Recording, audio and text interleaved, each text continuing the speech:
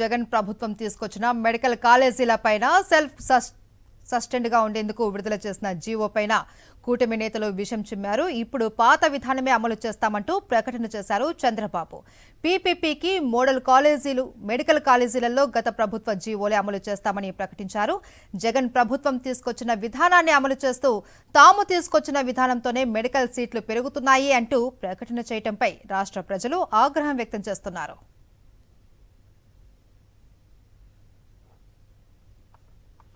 ఇదే అంశానికి సంబంధించి మరింత సమాచారం మా ప్రతినిధి సురేంద్ర అందిస్తారు. సురేంద్ర,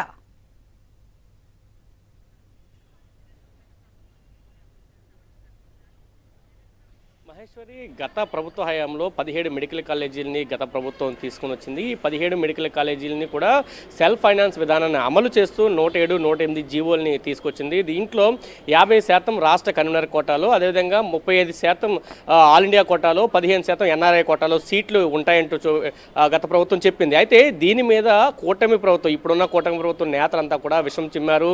దీనివల్ల రాష్ట్రంలో వైద్య విద్యార్థులంతా కూడా వైద్య విద్య సీట్లు కోల్పోతున్నారంటూ ఒక ప్రచారాన్ని నిర్వహించారు.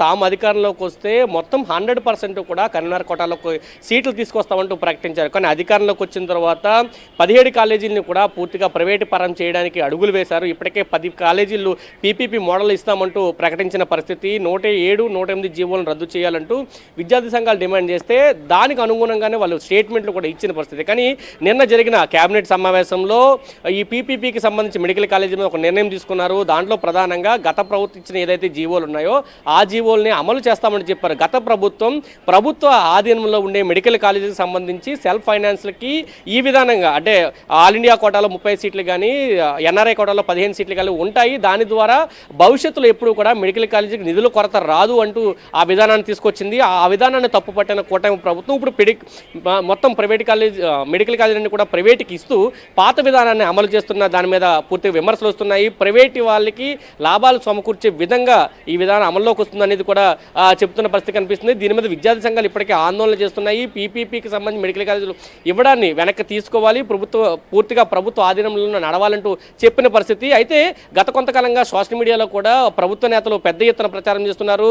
పాత విధానం ద్వారా 50% మాత్రమే కన్వీనర్ కోటాలో సీట్లు ఉంటే తాము తీసుకొచ్చిన విధానం వల్ల ఎన్ఆర్ఐ కోటాలో ఉండే 15% సీట్లు పోతాయి, అవి కూడా కన్వీనర్ కోటాలో కలుస్తాయంటూ నిన్నటి వరకు చెప్పారు. కానీ నిన్న కేబినెట్ సమావేశంలో పూర్తిగా దానికి విరుద్ధంగా నిర్ణయం చేసి అమలు చేసిన పరిస్థితి కనిపిస్తుంది. దాంతోపాటు మెడికల్ కాలేజీకి సంబంధించి ఏదైతే అనుబంధంగా ఉన్న ఆసుపత్రులు ఉన్నాయో ఆసుపత్రుల్లో వైద్య సిబ్బందికి కూడా 2 ఏళ్ల పాటు ప్రభుత్వమే జీతాలు చెల్లిస్తుందంటూ మరొక అంశాన్ని కూడా తీసుకొచ్చిన పరిస్థితి. అంటే పూర్తిగా ఆంధ్రప్రదేశ్లో ఉన్న మెడికల్ కాలేజీలు అన్నింటినీ కూడా ప్రభుత్వం ప్రైవేటు పరం చేయబోతుంది. దాని ద్వారా ప్రజలకు వైద్యాన్ని మరింత దూరం చేయబోతుంది అనేది అయితే చాలా స్పష్టంగా కనిపిస్తుంది. ప్రభుత్వ ఆధీనంలో జరగాల్సిన మెడికల్ కాలేజీ అన్నింటినీ కూడా తమ స్వార్థం కోసం, తమ అనుచరుల లాభాల కోసం వాళ్ళకి కట్టబెట్టే పరిస్థితి ఆంధ్రప్రదేశ్లో కనిపిస్తుంది. స్వతంత్రం వచ్చిన తర్వాత 12 మెడికల్ కాలేజీలు ఆంధ్రప్రదేశ్లో ఉంటే జగన్మోహన్ రెడ్డి మరొక 17 కాలేజీలని తాము అధికారంలోకి వచ్చినారు తీసుకొచ్చాడు. జిల్లాకు ఒక మెడికల్ కాలేజీని తీసుకొచ్చిన పరిస్థితి. దీని మీద జగన్మోహన్ రెడ్డి ఎక్కడ పేరు వస్తుందో అన్న ఒక దుర్బుద్ధి అయితే కూటమి ప్రభుత్వం కనిపిస్తుంది. దానిలో భాగంగానే ఇవన్నీ ప్రైవేట్ పరం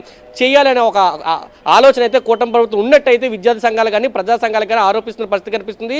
ప్రైవేట్ కాలేజీలు పీపీపీకి ఇవ్వడానికి వ్యతిరేకంగా ఆందోళన తీవ్రతరం చేస్తామంటూ హెచ్చరికలు అయితే జారీ చేస్తున్న పరిస్థితి అయితే ఆంధ్రప్రదేశ్లో ఉందనే చెప్పాలి. Maheshwari. Right, thank you Surender.